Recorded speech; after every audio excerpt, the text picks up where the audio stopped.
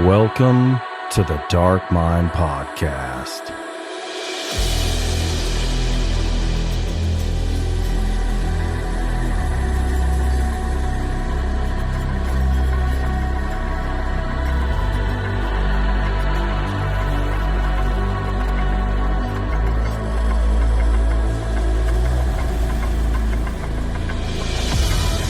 All right, friends and familiars.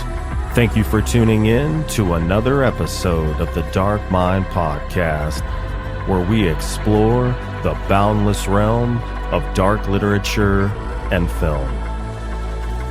On today's show, I have a writer whose works span a variety of genres.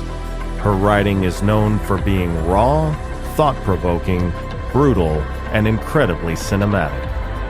She's joining me today to discuss her recent novel, Lovely, Dark, and Deep.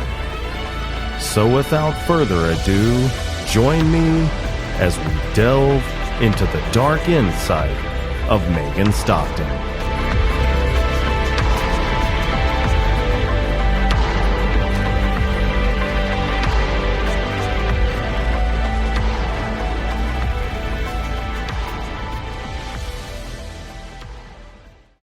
All right, we are live on YouTube, Twitch, and Instagram. Megan, welcome to the show. Thank you so much for having me. Absolutely. Thank you for joining me on this 29th day of July 2024.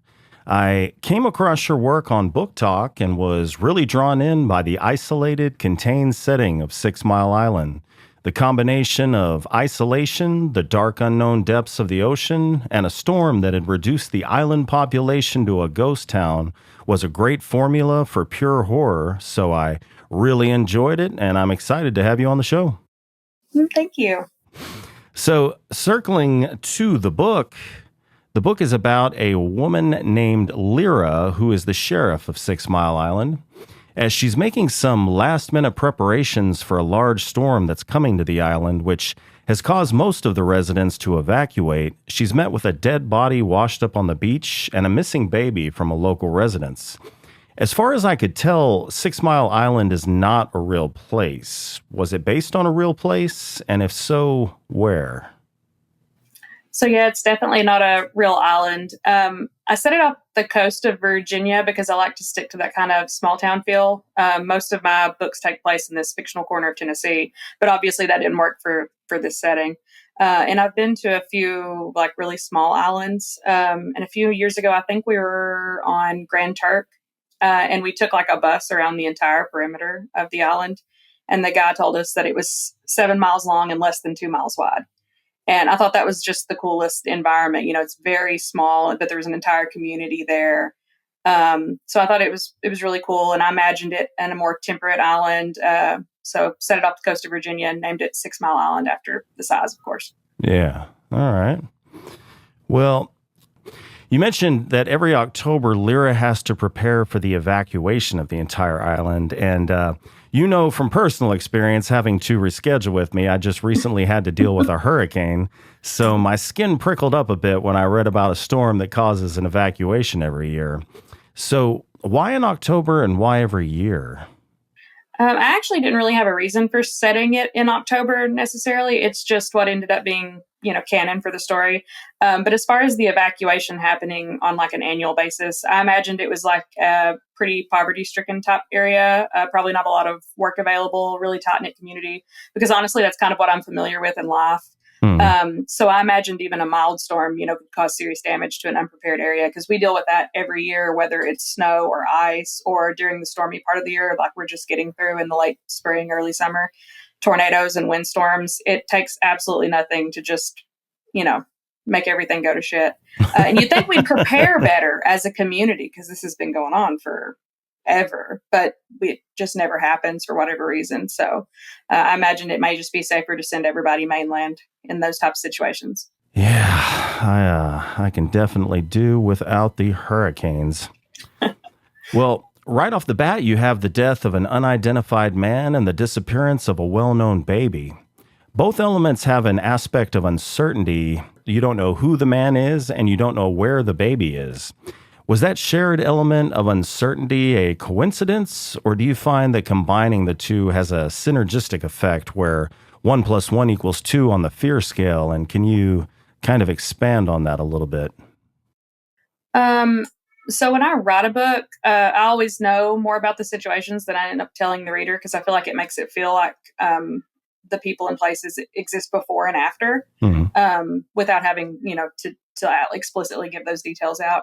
And then sometimes, I don't know why I do that, but sometimes I leave those things out, and it's because they weren't always as important as I originally thought they were. The dead guy on the beach was originally supposed to be Liam's father. So Barbara's baby daddy. No one knew who he was. They just knew that, she was pregnant and she'd been seeing somebody. And there's this guy that nobody recognizes on the beach. So he just came to the island regularly to see her and the baby. And I imagine he ended up having a run-in with Barbara's dead husband. And that's how he ended up dead. And then subsequently, comes back later on. So just things kind of went from there. Yeah, I don't know why for some reason, what popped into my head was that show, The Deadliest Catch, I think. Yeah. Definitely a lot of lore, a lot of legend, a lot of ghost stories involved in that show. Well, so Lyra was romantically pursued by her deputy and had been in a relationship with a woman on the island named Felix. She struck me as the archetypal law enforcement officer who was married to her work and couldn't make a relationship work. Was that her issue, or was it something deeper? She is one of those people, or was one of those people that is kind of married to her job, but she's also just kind of hard to get along with in general. You've met those people who are like great when you're friends or you have casual relationships with them. But if you start tying them down or trying to exact any kind of rules or boundaries or whatever that are important in healthy relationships, they just become very difficult to live with, because kind of, I guess, a little bit of a control freak. So at the end of the day, her and Felix, they may have actually been in love, but they just weren't compatible because I guess she just wasn't ready to give up, those boundaries, I guess, or give into those boundaries. Yeah. Have you known some people like that in real life that were like, yeah, they were married, they love each other, they just can't live together? Yeah. No, I mean, I feel like it's pretty common, really. Yeah. Yeah. I had a friend, his parents were like that. They still hung out. They still got together, and I'm pretty sure they were still sleeping with each other at some points, which is interesting. Well, the woman named Barbara, who lost her baby named Liam, and a woman named Juno, who had a son named Fisher, had both lost their husbands, who were fishermen on a fishing vessel that disappeared on a fishing trip. That's kind of a mouthful. We find out in the story that the cause of the disappearance is that Barbara had murdered her child. Spoiler alert, folks. Sorry about that. Without saying what was going to happen to her child, if possible, if we can prevent that spoiler, I know the prospect of what was going to happen to her child wasn't great, but why did she think killing her child was better? That's kind of a twofold answer. It kind of depends on how much you want to give away about that plot element. Yeah. So I'll try to keep it but what it comes down to, of course, is that she missed her husband more than she loved her baby. And that's unthinkable for most mothers. It is for me. Like, I'd hit my husband with a truck before I looked at my kids sideways. I mean, it's just, and I feel like most people feel that way. Yeah. But Barbara was trying to fill a void when her husband disappeared with her new relationship. And then with a baby, which, you find out later, her and her husband could not have children. But at the end of it, she wanted to be with her husband, but also wasn't willing to put Liam through that possible suffering. And I would like to think that really, though, she did think that killing him was more merciful, because I guess because of that unknown, like what was going to happen. And yeah, that's interesting. Yeah. You made me think of the, if you ever walk up on a mother bear with her bear cubs, just immediately take off.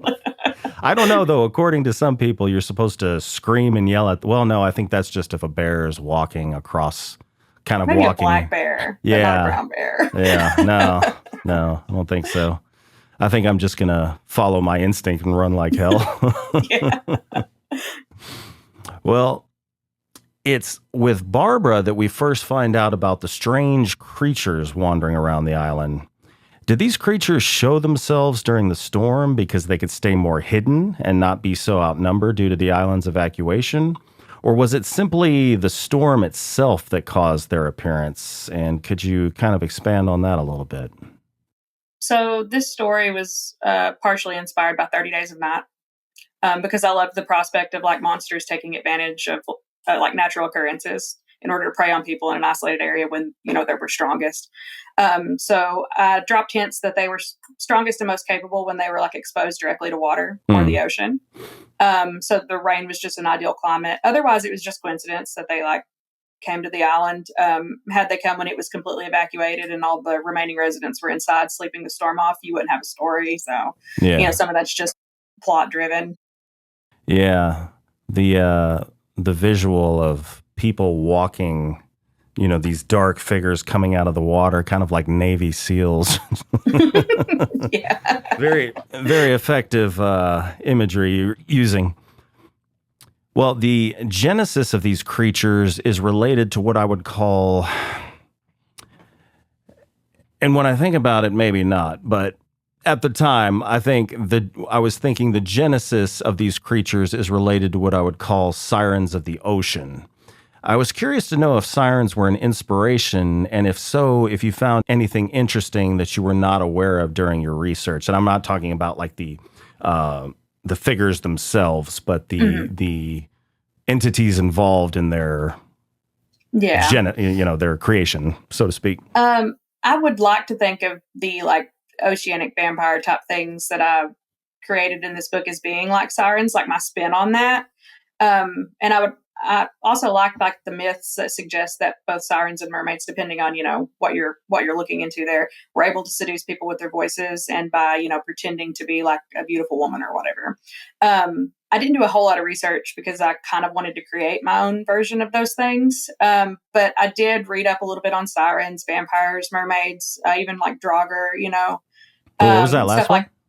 Like Draugr, like they're like Scandinavian zombies. Oh, okay. They're in Skyrim, like reanimated corpses, basically. Okay. The thing with them that I kind of pulled there is like the aroma, like when apparently like they smell like, kind of like the earth, but also like decay, and stuff like that. So I kind of just made my own little bastardized siren, so.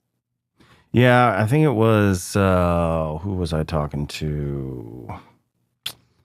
His name's escaping me at the moment, but they were talking about, the siren song luring sailors in and they were never seen again. Avoid the siren song was actually the wind, like you weren't supposed to sail into the wind, I guess, something like that, because the wind was like the siren song. Yeah, it's real interesting, the bits of truth that are in the actual lore. Well, so there seems to be an aspect of vampirism as well, as you've already alluded to. You were kind of creating kind of your own hybrid, I suppose. A type of vampirism that begins with the person being somewhat in control, then consciously losing control until they lose it completely. Once they lose control completely, is there anything left of them in their, their psyche, or have they just lost any semblance of who they were? I think at the end of the day, they're not the people they once were. They've become something, totally new. If you want to think about it more organically, they're like a host for a parasitic animal or a monster or a vessel for evil, if you'd rather think of it that way, just however you prefer to interpret that. But they do retain certain memories, though, and that's clear from like some of the things that they do and say and some of the places they were driven to visit. Even after they've lost almost all of, their free will, basically. Yeah, it seemed, I feel like there was a couple of times where they were basically fully turned, but they had memories that they could utilize to manipulate people. Yeah. Well, that slow conscious decline and the loss of willpower to not harm another is a common element in stories about vampires and zombies. It has both horror and transgressive elements to it. What kind of weaknesses or character defects do you feel that process exposed in your characters? I think when the characters like reached those points where we were able to see like some things that they had maybe suppressed, like things maybe they wanted to do or were worried about or whatever, like basic urges, things that they put in a box for the sake of, social politeness or whatever. Like with Landon, we saw him kind of throw himself at Lyra and Brother Mears. We saw him recite scripture and like identify with Christ on the cross when he was forsaken by God, So that was revealing to maybe spiritual struggles that he had before he was bitten and stuff like that, depending on how you want to read into it. Yeah. But yeah, I think it kind of, in moments where maybe you're not even totally aware that you're going to die, but you're faced with that mortality. I feel like all of that stuff kind of crawls to the surface. And I think that was kind of maybe not even consciously they were doing those things. It's just what was left, when you're reduced to teeth, as I like to say, Yes, indeed. Well, as you just alluded to, one of the most horrific characters in the book was Pastor Mears. And I'm not a fan of religion to begin with, so he was kind of de facto off-putting for me, but his horrific scene in the church had everything: the severely conscious resistance against the strange creatures flooding the island, the predatory nature towards a child that clergy, unfortunately, have developed a reputation for, and Pastor Mears' God seemingly having completely forsaken him, according to kind of the, the dialogue it seemed like he was having through prayer. Do you feel like he had the most dramatic and horrific transformation? And if so, why do you feel it works so well with his character? That's tough because I think a lot of people, like, it surprised me how many people that reached out that they were so disturbed by the church scene. Uh-huh. I mean, I knew it would affect people, but the number of people, it surprised me. But I think a lot of people have religious trauma, unfortunately. And so that setting and character just lends towards being very affecting just from the get-go. But the scene was also in Fisher's point of view. And so when I'm doing alternating points of view, I like to do like subtle things, like I'll lean more into terror or how a character is experiencing a situation. I may elaborate more on like fascination or fear or whatever. So that reader's more, I guess, like in tune and empathetic to the situation.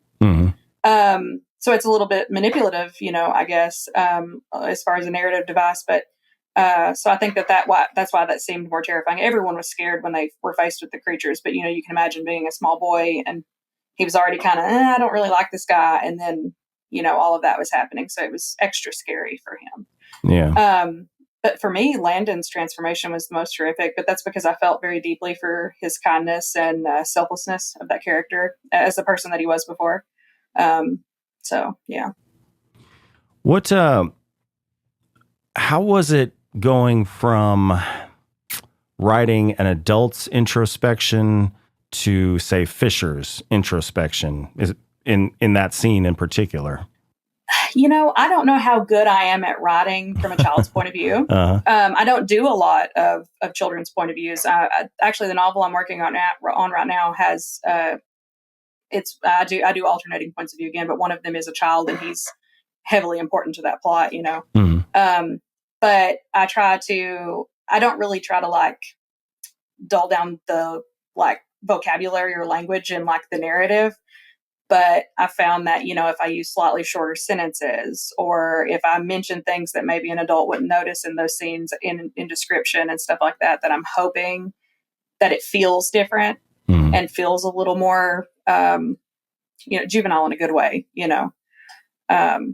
So yeah, hopefully that answered that question. Yeah. And plus, I mean, you can kind of see him as more adult-like due to the loss of his dad and kind of feeling like he had to take care of his mom.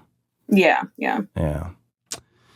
Well, the people who succumbed to the infection, for lack of a better term, had a very terrifying physical transformation. How did you develop the aesthetic and the mechanics of that transformation?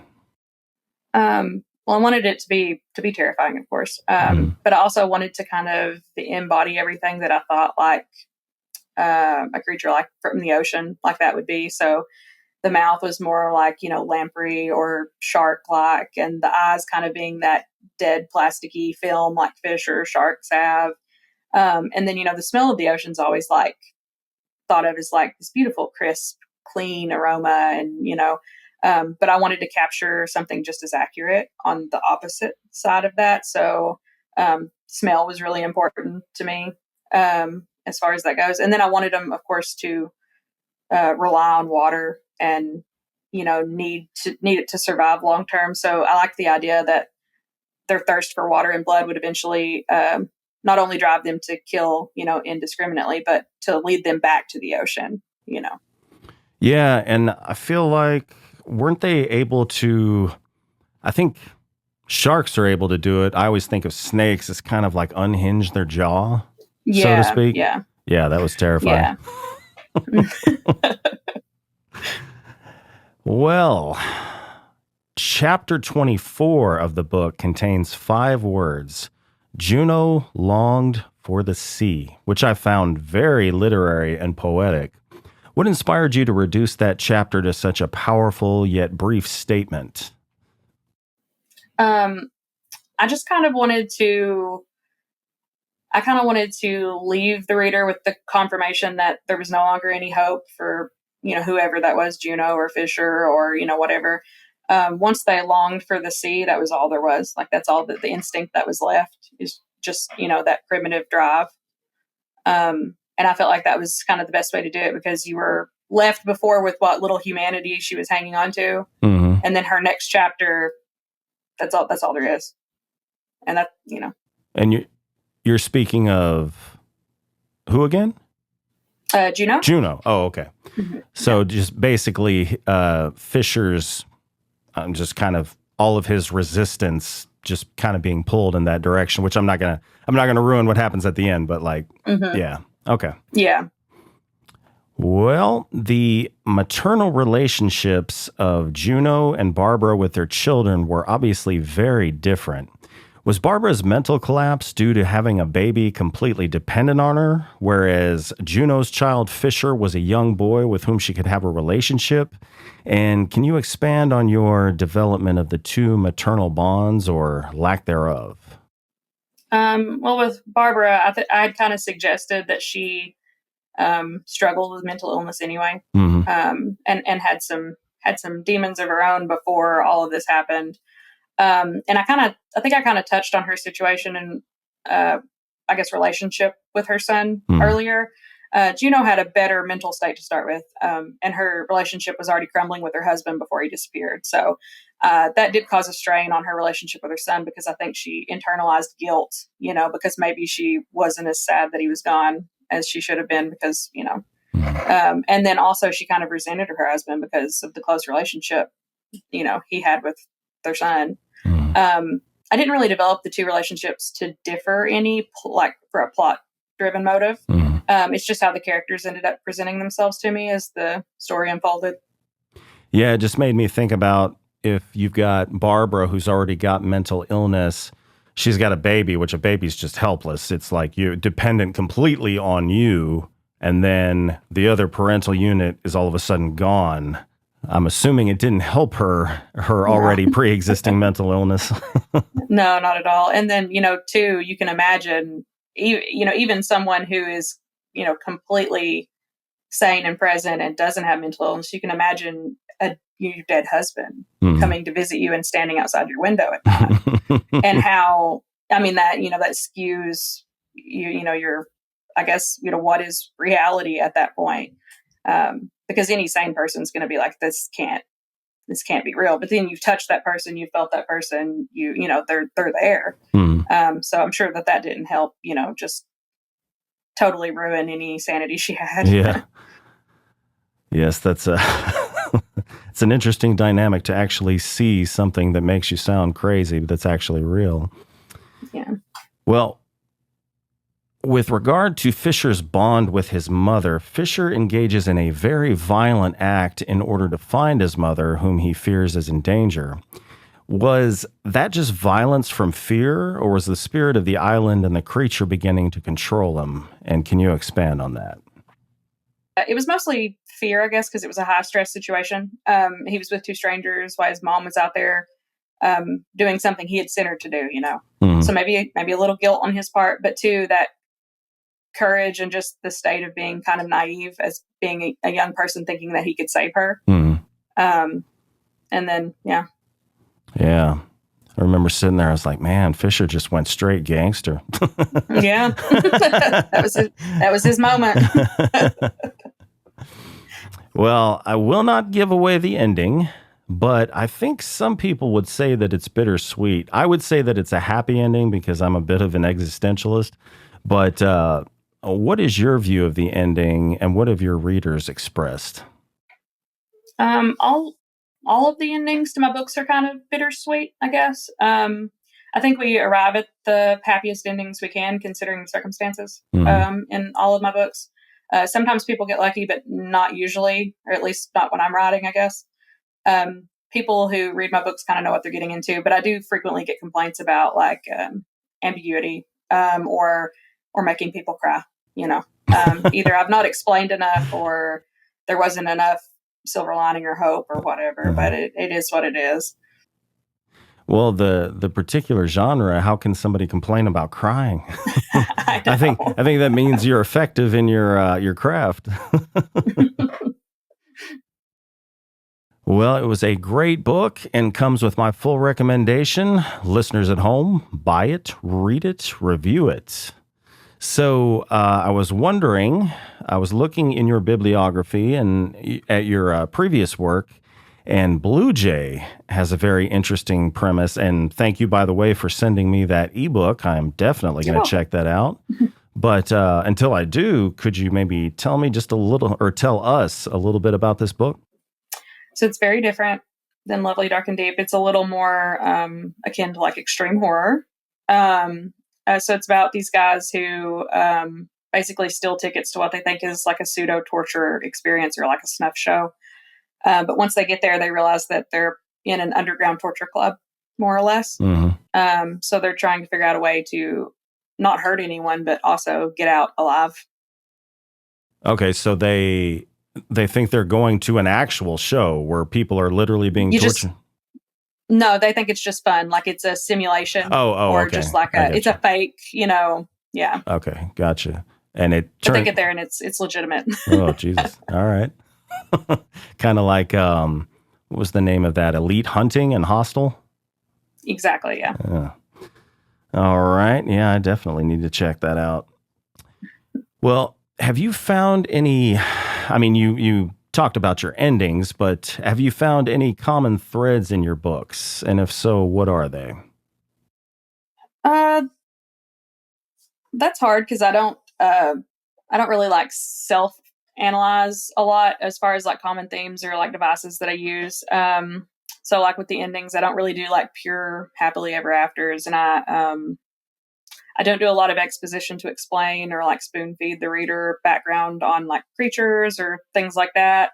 I just don't think that they need to know everything, and a lot of people are uncomfortable with that. I think a lot of books, you get to feel like God because you know absolutely everything. And that's not to say that I don't give you insight into things that the characters don't know, but I feel like it's a more human experience when you're also a little bit in the dark. So if you want the main character to like go to a library and read decades of literature and paint you this perfect picture of who, what, when, why, where, I'm not the writer for you. But then a more fun thing is every book that I write has an Easter egg, and it's Regret the Cat. So I think of him as like an immortal, interdimensional time traveling creature that takes the form of an orange cat. So he's a little harbinger of bad luck. And so he shows up in all of the books. Okay. The same orange cat. All right. What is there a commonality in the, not necessarily prevalence, but if there is violence in the book in its extremity, like on the extremity spectrum? So Blue Jay and Impulse, I would consider extreme horror, with a much more violent, more graphic, and then sexual content's more explicit, and a little bit more taboo in its subject matter. But things like Lovely, Dark, and Deep, and Nobody Knows It But Me, Quiet Pretty Things, all of those are more well suited for the general public, I guess. So I mean, obviously there are some violent scenes, and there's some gore and whatever. but I don't lean into it a whole lot. So there's that distinction between those two, or those, books, I guess. And the more extreme horror, is that it's just appropriate for the story, or do you? It is more appropriate for the story, I think, because most of the times the situations I'm writing about, I feel like it just lends better to those storylines. I feel like, being super, super graphic and stuff in Lovely, Dark, and Deep would take away from that story. And it didn't need those things. Whereas like Blue Jay, even the aesthetics just dirtier, and it's, this terrible situation, and they are surrounded by pretty much just violence, and, and then Impulse, the book that it just released a couple of weeks ago. It's the same way. The subject matter just lends into needing to be a little bit more graphic to get its point across, I think. It's about a sexual predator. He's a teacher, and the book ends up being mostly just torture porn. There's some girls who get revenge on him. But it's also kind of a character study. He's completely irredeemable. So, it just kind of depends on how you look at it, I guess. All right. Well, in your bio, you state that your husband is an indie filmmaker. Does your husband write the screenplays, and have you ever collaborated with him by either giving him notes like an editor or writing a screenplay yourself? I write, I guess, everything he's filmed, almost everything at least. Nice. Yeah. We mostly do shorts. We do some feature stuff too. He has, we did like a super run and gun 1.5-hour version of Quiet Pretty Things, which is a 400-page novel. So, a 300 or 400-page novel. So I basically trimmed out one character point of view, and we did that, but we filmed it in less than 7 days of principal shooting and on a budget of $500. So, it is what it is, but it was fun, getting to try to adapt something like that. So yeah, I guess that's how we work together creatively. We butt heads a lot because you've got the 2 different creative visions. Even when he reads something that I've written, he sees it a certain way. But it's a lot of fun, and I think we create some cool stuff. So yeah, that's what I've heard from screenwriters that I've interviewed, is like the director, and except for, I think there's like 2 pairs of people that kind of work together very well. They're very close friends. But as far as like, when they sign it over, the director has his own vision of how it goes. And you said this movie you were talking about was $500? Yeah, we filmed it for $500 out of pocket. Our friends were actors. Derek, even in the shorts and stuff, he does. He directs, he does the cinematography, he does all the post-production, he does the sound design. Nice. We usually have somebody on set. Sometimes it's me, and sometimes it's a designated sound person, and then sometimes it's just whoever's free, hold the boom pole, and so we're very basically no budget. They can't even call that micro budget, I guess. Yeah. But we make do very well, I feel like, with what we have. Yeah, I mean, I understand the idea that you want an editor separate from the director, because the editor, the director is not going to be able to kill their darlings for a really tough shot they got, even though it doesn't. It doesn't fall in line with the storyline well or anything like that. But damn it, if I don't love auteurs, like, yeah, like, Quentin Tarantino, what's the guy that did Martyrs? As a French guy. Yeah. Anyway. Is his last name Pascal? I can't remember. Yeah, Pascal Lagier. Yeah, there we go.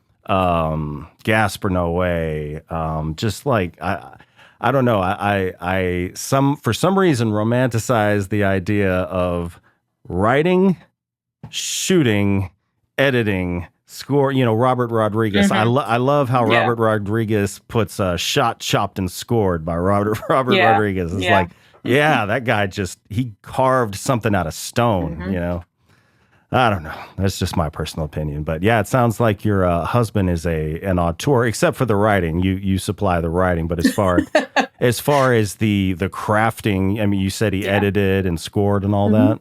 Yeah, does it all. Yeah. Very nice. What's the genre?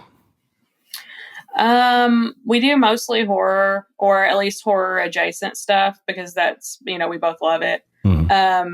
We do a little bit of sometimes like crime stuff. We've tried to do a couple of comedies. I'm not very funny when it comes to writing. I try, but yeah, we've done a couple of comedic stuff, or they're more. It's, I guess both of them are more black comedies. It's not purely just haha. It's a little dark. But yeah, mostly horror, I guess. We've done a couple of like experimental artsy things. Those are always fun, stuff like that. Have you ever thought about doing like a Kickstarter, getting a not like $1 million budget, but Right. We were going to try one again this year for a script that I've almost got completed. And it's also horror, but I'm doing like it's like a kid's television character, like Blippi or Miss Rachel or whatever. But he ends up killing his wife live, and then he goes free and goes on like your typical slasher spree in a neighborhood. And so it could be very low budget but fun, and we're going to attempt to crowdfund it. We attempted once before. It's been, oh my gosh, it's been years and years ago, and it was not successful. We barely made enough to cover pressing the DVDs and stuff. But then that film we ended up selling to a distributor and made more money that way. So it was a complete waste of time to attempt to do it ourselves. But we're going to try it again. We'll probably, I guess, even if it's not successful, we'll still film it. But I imagine, as well as we do without a budget, if we had a budget, we could do something, just a little bit, even for helping pay the actors, because they do a lot of this just for food and fun and beer, you know. And then locations, because when we did Quiet Pretty Things, the $500 went primarily to part of the squib and for the blood, and then for one of the locations, which it was well worth it because that location added a lot of production value. It looked really nice. But yeah, so if we had a couple $1,000s, it would be, it'd be great. Well, I didn't realize the blood squib. I didn't realize that's, I guess, practical effects anyway, get pretty expensive. Yeah, we had made our own with like CO2 canisters, like paintball guns have, you know. And we just had like somebody had to stand a little ways away and squeeze the handle, Yeah. And it worked fairly well, but it probably wasn't the safest thing. So we ended up opting for a professional one. That it's supposed to operate, the way it's supposed to operate. Yeah. And it was worth it. And then, like I said, the rest of it went to securing that location. And it was a dam, an old dam that was like, they renovated it into a distillery now, but at the time, like, it was just run down and, nobody did anything with it. And it's, Did you take the dam tour? Actually, yes, because they do a haunted tour. They have a haunted dam tour. Apparently, well, now it's like they call it the dam whiskey or something because it's a distillery now. So yeah, they lean into that.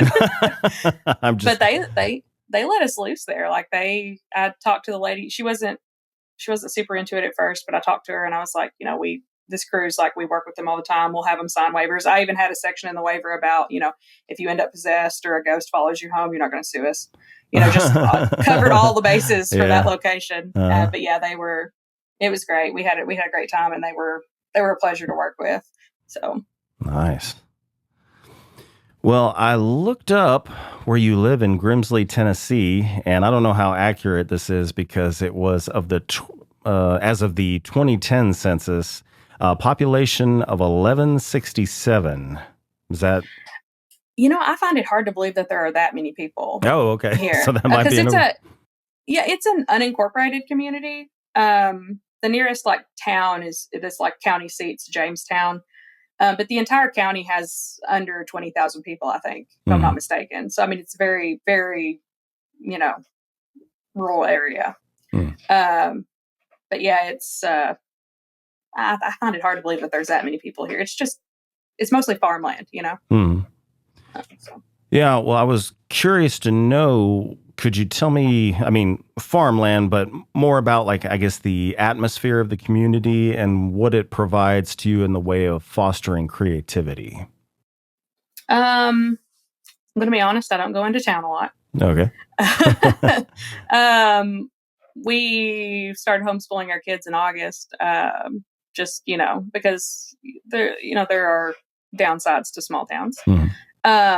But I do love the small town aesthetic. I grew up here. We just moved back here 6 or 7 years ago. And I love it. And I think there are some fantastic people here, and I love both as far as for writing purposes, I love both the good and bad ways that the community works, especially like in Quiet Pretty Things, it's set in a town that is based on Jamestown, which, like I said, is that nearest larger town. And some things that I've seen as far as how law enforcement handles certain crimes and stuff. And so in the book, I've had people like, oh, there's no way this killer could get away with all of this, You'd be surprised. Oh, God. So just, observing things like that, I guess, kind of leans into it. And of course, it's as far as just fostering a creative lifestyle, it's so slow paced, and there's, it's not a lot of stressors as far as, and it's very quiet. So I like that a lot. We live on so my family's farm, actually, it's 300 total acres. So it's kind of just out, Yeah. Yes, I mean, it sounds like, you say you don't go into town, but it sounds like 300 acres, you've got your own little world, your own little fiefdom. Yeah, pretty much. Nice. Well, are you a pantser or an outliner? And why do you prefer one over the other? Oh, I'm a pantser. Pantser all the way. And that it's not even that I prefer it, because I would like to be able to outline and be super organized, but that is just not in my wheelhouse. And I'm terrible with, if I have deadlines, I'm not going to hit them. If I didn't have that deadline, I would have it done. It's just, I don't know what it is. It's just a hang up that I have. But my mind also is kind of chaotic. And so it just works for me to not have to work in a certain order. So I'll write scenes out of order, and I have documents where there's just chunks of scenes, and I'll put them in and fill in the blanks. And so it's not exactly conducive to productivity, but that's just the way that it works for me. Yeah. How do you line them up? Like, I mean, digitally, or you got like, you storyboard? No, it's, I wish, because I feel like visually I would like that, like if they're, but no, it's, I literally have like a separate document from like my main document where everything is consecutive, and when I get to a chapter or a scene that I've already written, I just go and I move it in. Oh, okay. And so it's just, they're almost like, I've got them headed like chapters. So I'm like, oh, this is the scene where this happens. And this is the scene where it's just, and I write them as I have the muse for it. Yeah. So that way I'm not like, oh, I'm not there yet. I'll just go ahead and do that. And sometimes it's just a line, like I think of a mannerism or the way somebody said something or something like that. And sometimes it's a whole chapter or a whole scene. Sometimes it's the ending of the book. Sometimes that changes by the time I get there. So so you have to have the muse, the inspiration, or do you sit down at a certain time every day and just start rattling off? My life is pure chaos. I have 2 children. My daughter's 8 and my son's 11. And of course they have all of their stuff, their extracurriculars going on, Then I started homeschooling in August. I work a full-time job. I work from home though. So there's that. Good. But I work at least 40 hours a week. And then of course my husband's got his own things with the film stuff that I'm involved in. And it's just, I'm juggling things a lot. And then I have all the animals and everything. But I try to make time, like writing is almost my self-care. So I try to make time for that. But I have to, and I don't know if everyone's like this, but I have to engage. Like it's almost an active process of like getting into that. And I don't always have time to sit and do that. So sometimes, I'll be lucky if I write, 500 words in 2 weeks. And some days I'll sit down and write 6,000 or 7,000 words in a sitting. It just kind of depends on where I'm at mentally and how much time I've got. And, but I try not to beat myself up over it. And I tell aspiring writers all the time, don't look at your heroes and they say you have to write 2,000 words a day, or you're, whatever. Success and progress looks different for everybody. You'll get the book done if you keep at it, eventually. This might take longer. Well, if you don't mind me asking, what is your day job, and is there any aspect of it that you think helps you as a writer? I am a specialty services medical coder. Okay. So I code medical charts for OBGYNs, mostly California, Virginia, Florida. Doesn't help with my creativity any. In fact, occasionally I'll see a name I like, Yeah. Other than that, it gives me nothing because I'll sit and I read these charts all day and just, do my codes or whatever. And also I sit at a computer all day. So I don't always want to go get on a computer when I get off work. Yeah. So there's that too. So there's that little bit of fatigue, I guess, that it adds. But I went to college for and was a registered veterinary nurse for over 10 years. And I love animals and I love medicine and all of that stuff. But it was not great for my mental health or my physical health. So I finally got out of that. So while I guess I wasn't fatigued from that screen time all day, my mental health is in a much better place now. So I feel like I can take better care of myself overall, with this other job that I've been working, which I've been there, I think 4 years now. So it's a trade-off, So, you have animals on your farm, right? Yeah. What do you have? We have some beef cattle. My daughter has a horse and we have a pony right now. She gets little wild ponies and trains them and sells them for money. She's a little entrepreneur. Nice. We have rabbits and chickens and guineas, all the barnyard fowl, You have your own eggs? Yes. Nice. Yeah. My daughter eats a duck egg every morning for breakfast. That's her thing. That's what she likes. My husband won't touch a duck egg. It's all chicken eggs. But my daughter, she is all about it. I don't know that I've ever had a duck egg. It's I would say the eggy flavor is a little stronger and it's much richer. But man, for baking, there is nothing better than it. It makes everything really moist and fluffy. Oh. I would still pick, as far as just eating one straight up, personally, I'd just pick a chicken egg. I like just, but she loves duck eggs. She's all about it. Okay. Well, it was really great to meet you at the Texas Author Con. And I know I already told you listeners at home, I told Megan before we started recording that she is the first author that I met in the flesh before actually coming on to an interview with on the over the internet. I got to meet, maybe about four people that I've interviewed before at the Author Con. But with regard to the Author Con, I was curious to know, what is the most interesting interaction you've had with a reader at an Author Con? And that can be interesting for many, many reasons. I've been lucky to not have any super weird. I've had several super weird interactions online. Oh. As it is with social media and, but in person, luckily, I've not had any bad weird. I've had some really enthusiastic people, which always just blows my mind.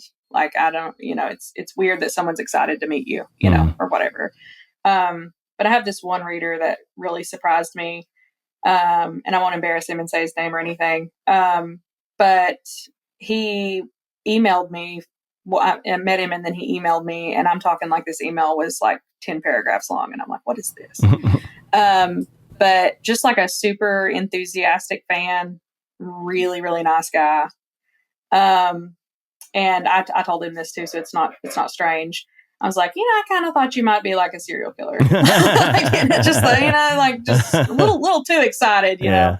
But we're really good friends now, and was just super, super nice. And that's just how he likes to communicate. Still sends me super long emails, and when I have time, I send him a super long email back. Nice. And then when I see him in person, give him a big hug and super long conversation. Yeah, really long. And it's just, it's mostly about books or whatever. So I get to give lots of recommendations, and he gives recommendations, and, otherwise we just kind of shoot the shit or whatever. Gotcha. Well, you are involved in a project called ZombiCon, which it was kind of funny. I was talking to Roland Bursey, or Roland Bursey Jr., I should say. And somehow I got on the subject, I guess that I was interviewing you shortly, and mentioned ZombiCon. He's like, oh yeah, right here, and pointed at his table. I was like, oh my God, It's finished. For some reason, looking at your social media, I thought it was still a work in progress. He's like, oh yeah, no, I'm on it. And so I was looking at it, and then that's when I found out that you were there, because I did not peruse the list good enough. Like, I was like, are you serious? She's here? He's like, yeah. And then the guy that was sitting next to you was like, yeah, picked up like one of your books. Was like, yeah, she's here. She's just at a panel right now. But can you tell us a little bit about the ZombiCon project? That was a really fun project. I think it officially released in As Scares That Care AuthorCon in Virginia. So that was just like March or April. And we ran a Kickstarter for it, and it was pretty successful. It was headed by Royal Poff, and they are an amazing budding author. And they just messaged me, and they're like, hey, I've got this idea for like an Exquisite Corpse style, thing. Almost like, it's almost like a game of telephone. Somebody writes a chapter, the next person writes the chapter. And so all is what comes before, So I was like, this sounds like tons of fun. And the concept that we ended up coming up with was basically mutated pigs that turn into like humanoid pig zombie things and take over the city. and so we really had so much fun with it. So it was a really cool project, and they said that they learned a lot, and they're going to do another one. I don't remember what the concept is or anything, but there should be another one releasing, and they've got a whole new cast signed on to do it. So hopefully it's something that they decide to do regularly. Yeah. Because it was really cool. Awesome. Yeah, I'm gonna have to check that one out. My TBR is stacked so no, I feel that so high right now. Good God. Well, which book dramatically changed your view of what could be accomplished with the written word? Oh, that's tough. So one would be The Road, by Cormac McCarthy. And that's just because that book made me feel something. And I mean, like lots of books do, but I remember, of course, I was, it's much younger. So I guess some of that could be, the age at which you experience that.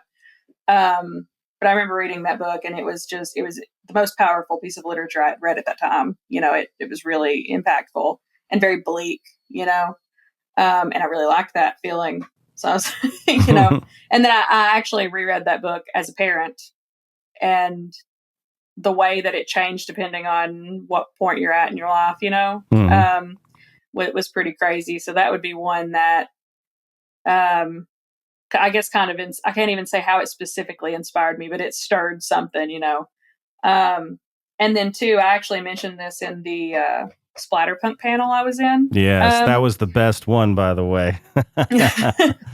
So when I guess it's probably, I was in my early 20s, I guess. I didn't really know what extreme horror splatterpunk was or anything, but I was looking for that type of story. And then I got a hold of, some of the books that I named in that panel, and, Ralph James White or Richard Lehman or Jack Ketchum. And then Genital Grinder by Ryan Harding was one that I got, and it was just like the aesthetic, the title, the cover, everything. But it opened up this world of those people took a chance and wrote that, and it's been published, and everything's okay. I can do that too. It was almost like I was given permission to write basically whatever I wanted, however I wanted. And it didn't really matter. But that's been a big thing is getting into indie horror. I love that we don't have to stick to the boxes and the formulas, because I think that formula writing is, if not dead, dying. Mm-hmm. And I really like, just completely untethered as far as like prose and being able to take liberties with grammar in order to, get certain ideas across and stuff like that, which I think people like, even Cormac McCarthy, even though he's not indie, I think he did that too. He's like, if I don't want to use quotation marks, I won't use them. Mm-hmm. And people love his work. So things like that, I think, are kind of inspiring as to what we can do, Yeah, Hubert Selby Jr., did you ever read any of his stuff? Yeah, I believe so. Yeah, what was his deal? He did not use apostrophes, I think. He used the / instead. Yeah, probably, yeah. Yeah. Yeah, I think you're right. Yeah, because apparently, like, I'm looking at my keyboard. I think, it's easier to reach than the apostrophe, or yeah, something like that. Yeah, he didn't give a damn. And speaking of not giving a damn, kind of circling back to Cormac McCarthy, what was your estimation of his demeanor? Because, I think the only televised interview with him was when he was in Oprah's Book of the Month Club, or not Book of the Month, but whatever, his book, her book club. That in combination with some audio interviews, he just kind of seemed like, for somebody that wrote, I don't know, I hesitate to say that he wrote with, how would you describe the passion he wrote with? Because not passion like, in the conventional form, you know what I mean? Yeah, it's definitely not, but I know what you're saying. I'm trying to think of another word that would kind of, he's very gritty. Gritty, not as in like the dirty sense, but when you think of someone having grit as, a personality trait, he's very intense. He's like thematically. Yeah, intense, I guess intense rather than passionate. Intense. Yeah. But yeah, he's, I love everything I've read from him. The classic line from the judge, if he exists without my, how does it go? If he exists without my knowledge, then he exists without my consent. Yeah. and I mean, like, even, like Blood Meridian, it's, that was one of those books where, that was an intense work. Yeah. And, it's something that, circling back to film, nobody's even attempted, as far as I'm aware, to, put that to film, put that as, to film it, as far as I know. But I think that's just kind of like, he's almost intimidating, but not necessarily in a bad way. Yeah. It's just his books feel, I don't even want to say big. I can't even think of the word that I'm looking for. But yeah, I like all of his stuff, and I think they're all very affecting. No Country for Old Men's one of my favorite books of all time. Yeah. Yeah, it was so funny on the Oprah interview, how she was, I'm paraphrasing, of course, but asking him about how much it matters that if a lot of people read his stuff. He's like, yeah, it's cool. It's, if people want to read it, it's nice. I don't particularly care either way. Reading his biography, he would always keep a light bulb for, I think he stayed in not hostels, but something similar, kind of like, I don't know, just very interesting guy. Well, has AI affected you in a negative or positive way within the realm of writing? It hasn't really affected me at all, like personally affected me. As far as writing goes, that's not to say that I don't think it may eventually. I don't personally feel threatened by it. Because I kind of think it's inevitable. But I think people, I think when we write and stuff, there are pieces of us in that. And I know it sounds silly, a little too spiritual, but I think that there are, and I think that you're never going to be able to replicate that. AI will eventually get to the point it can probably write a damn good story. Yeah. But I don't think there's going to be any soul, and I think that's that's going to be something that we'll always be able to do. And, you know, I hope it doesn't get to the point where it affects me directly, but as of right now, it's not. I know that it has affected a lot of artists, with people able to generate covers and stuff like that. But even then, we're to the point, a lot of times you can tell what's AI generated, and then what's been created by a person. And maybe that'll get better as the AI learns. But I kind of think we can see the humanity in it, maybe. And that's the difference.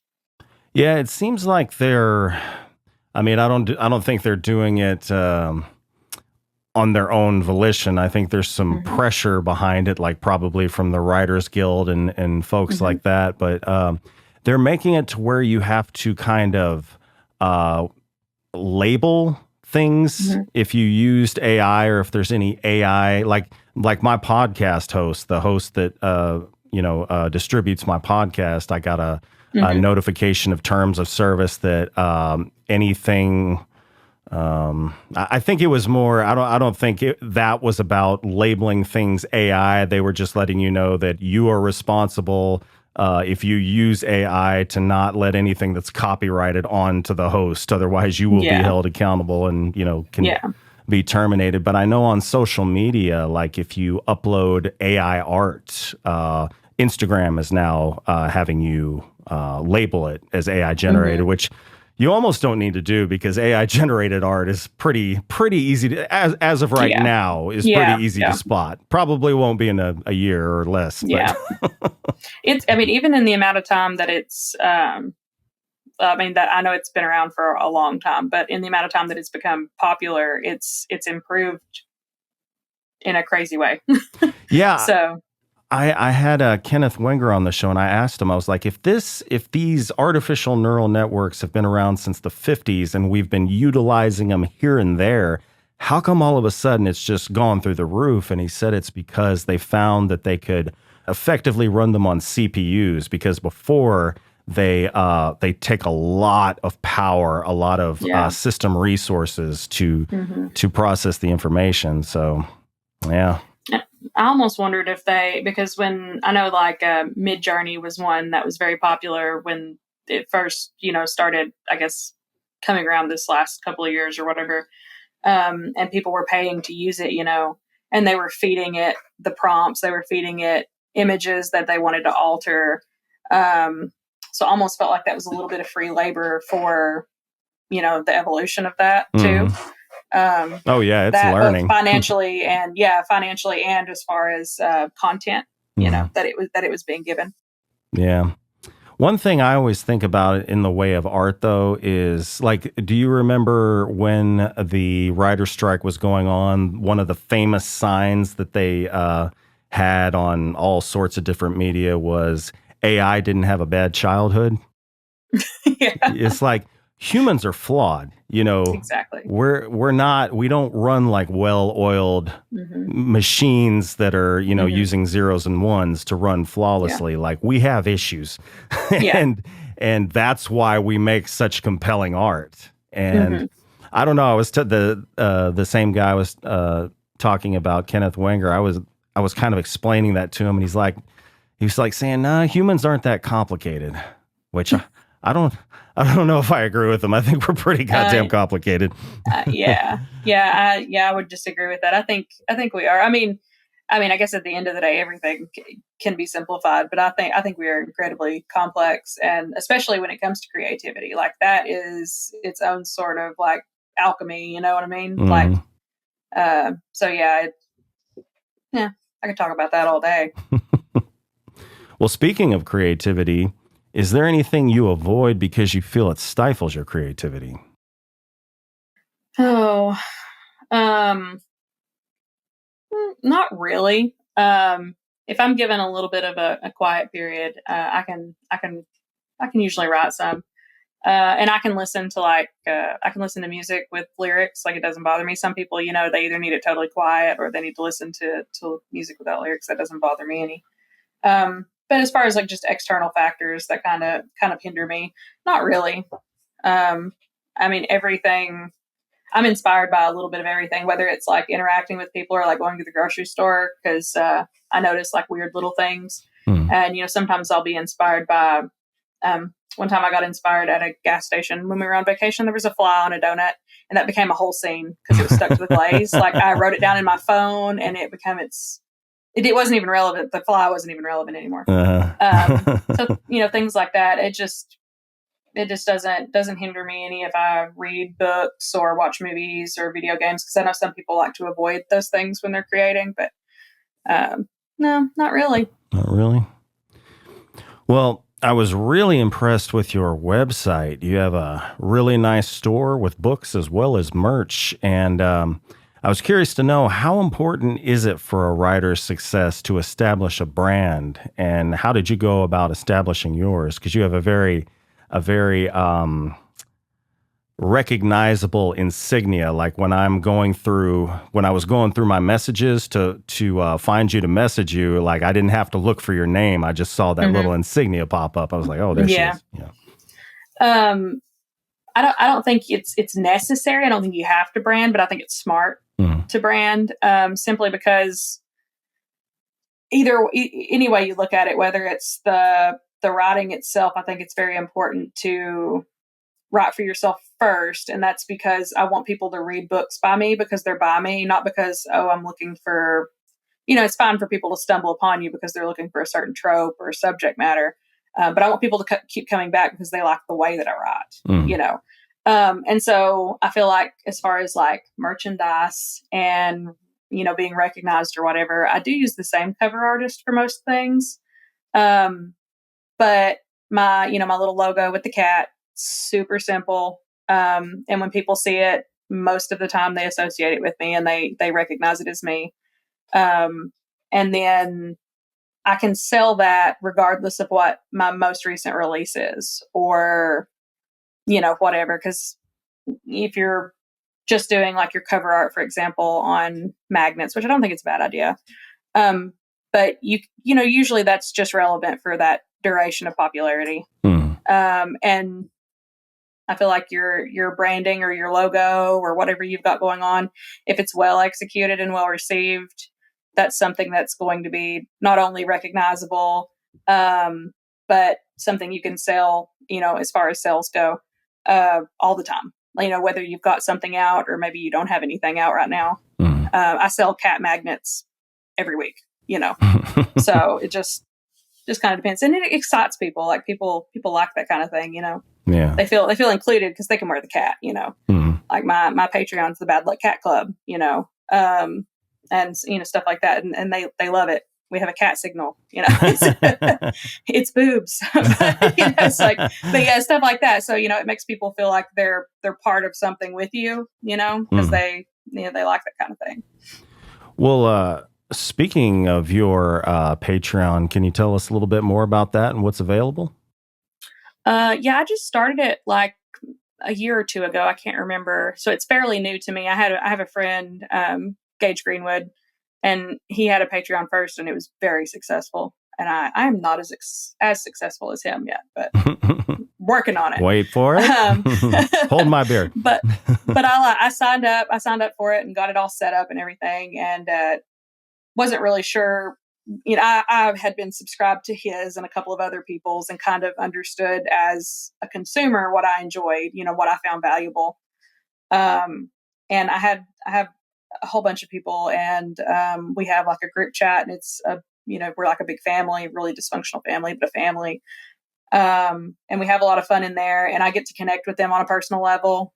Cause that's a chat where my messages on Facebook are always crazy, but that's a chat I'm always in. I'm always checking in with them. And we meet up in person when we're at conventions. When I was at Texas, Derek Thomas, who's one of my patrons, we sat at the bar till 3 a.m., him and his cousin and my husband, and we just chatted and had a good time, feel like we know each other. Mm-hmm. And I also send out free books fairly regularly. Not just my books, but like most recently, I sent out copies of Matt Michelli's Pornageddon because I blurbed the book and I really enjoyed it. So I got copies, sent them out to everybody. I did Jason Nicky's Roll Decay. things that I really enjoy and I want to share with them. That way I can support my fellow authors and give to, my patrons too. And then they get, depending on your tier, you can get free physical copies of my books, but all paid tiers get free ebooks, and they can watch me write the book. So I give them access to my Google Docs file view only, so they can jump in there when I'm writing and check it out, or pop in and kind of see the process, live, basically, how it goes, and see everything unedited. And, and they really enjoy that. I've done a couple of polls about what do you like, and do you feel like you have a good value? And the chats were super popular. And then getting to see the books kind of come together in real time is one of the things that people seem to like the most. Interesting. All right. Well, last question. And I mean, throughout the show, you've kind of been filling in the answers. So maybe if you just want to reiterate or add some things that you haven't, but what is the life of Megan Stockton like outside of writing?